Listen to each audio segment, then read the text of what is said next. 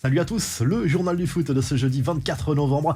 Les Bleus déjà focus sur le Danemark. L'équipe de France espère se qualifier dès samedi pour les huitièmes de finale de cette Coupe du Monde au Qatar. Pour cela, il faudra battre les Danois qui ont dominé à deux reprises l'équipe de France ces derniers mois en Ligue des Nations. Mais c'est vrai que le contexte sera complètement différent cette fois. L'équipe alignée contre l'Australie a globalement satisfait Didier Deschamps à quelques exceptions près, notamment à Benjamin Pavard qui pourrait perdre sa place de titulaire face au Danemark. Didier Deschamps qui réfléchit à titulariser plutôt Jules Koundé dans ce couloir. Concernant Lucas Hernandez, il a quitté le groupe de l'équipe de France. On rappelle que le joueur du Bayern Munich est forfait pour le reste de cette Coupe du Monde. Une chose est sûre, l'ambiance est excellente au sein du groupe en ce début de Coupe du Monde, à l'image d'Ousmane Dembélé qui était très détendu en conférence de presse. Il a notamment répondu à Dayo Upamecano qui suggérait de titulariser le Barcelonais en tant que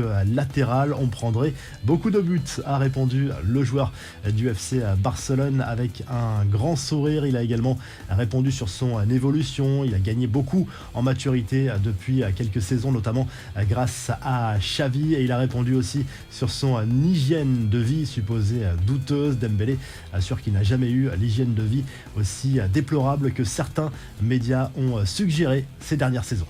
L'actu du mondial, c'est toujours un événement. La Seleção entre en lice ce jeudi dans cette Coupe du Monde au Qatar. Le Brésil est fortement attendu au tournant avec son statut de favori de la compétition. Les partenaires de Neymar affrontent la Serbie à 20h. Match à suivre sur TF1. Entrée en matière aussi du Portugal de Cristiano Ronaldo à 17h face au Ghana. Hier, mercredi, la sensation est venue de la sélection japonaise qui a fait tomber l'Allemagne. Une victoire 2-1 qui met déjà la Mannschaft au pied du mur dans cette phase de groupe. Les joueurs allemands ont marqué les esprits plus tôt avant le match avec ce geste, la main devant la bouche au moment de prendre la photo officielle. Une protestation aux menaces de sanctions sportives de la FIFA pour empêcher le port du brassard One Love au Qatar. L'Espagne, elle, a tenu son rang en écrasant le Costa Rica de Keylor Navas sur le score hallucinant de 7-0. Nouvelle polémique ensuite dans la soirée lors du match Belgique-Canada. L'arbitre de la rencontre a été très critiqué sur les réseaux sociaux pour un pénalty oublié aux Canadiens à la 13e minute. En cause, un hors-jeu imaginaire signalé alors que le ballon a été rendu par Eden Hazard à un adversaire, ce qui aurait dû annuler cette position de hors-jeu.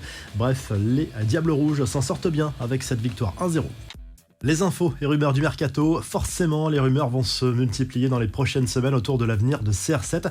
Selon Marca, Cristiano Ronaldo pourrait cette fois accepter de rejoindre l'Arabie Saoudite. Les approches d'Al Nasser, qui avait déjà tenté sa chance l'été dernier, se font de plus en plus insistantes. Après avoir privilégié un challenge de haut niveau, le quintuple Ballon d'Or serait résolu à poursuivre sa carrière au Moyen-Orient. Si l'opération se fait, le Portugais devrait toucher un salaire mirobolant. Une chose semble claire désormais, il ne rejoindra pas Chelsea selon la presse anglaise.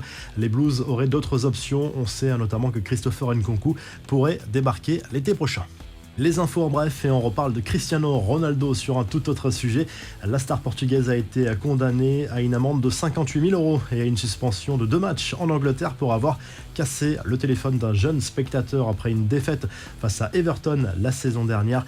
David Beckham, ancienne légende de Manchester United, serait lui intéressé par le rachat du club mancunien mis en vente par la famille Glazer, son actuel propriétaire. L'ancien milieu de terrain s'est dit ouvert au pourparlers, mais il n'est pas en mesure de s'offrir seul les Red Devils.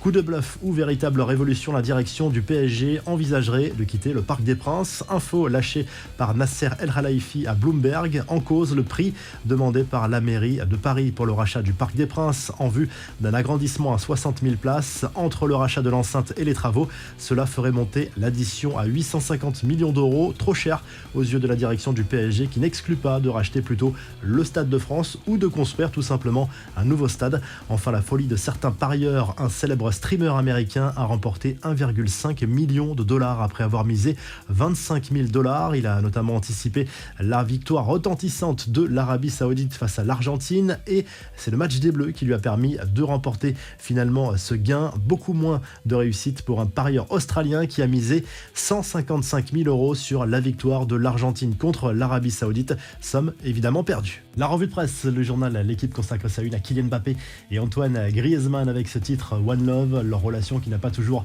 été au beau fixe selon le quotidien sportif s'est visiblement réchauffée. Cela s'est vu sur le terrain face à l'Australie. Confirmation attendue face au Danemark samedi. En Espagne, le journal Marca comme l'ensemble de la presse sportive jubile après le carton infligé par les Espagnols au Costa Rica sur le score de 7-0. Il faudra confirmer désormais lors du prochain match contre l'Allemagne. La Mannschaft au bord du précipice déjà. Et du côté de l'Angleterre, on se penche sur le prochain match des Three Lions face aux États-Unis après le carton contre l'Iran.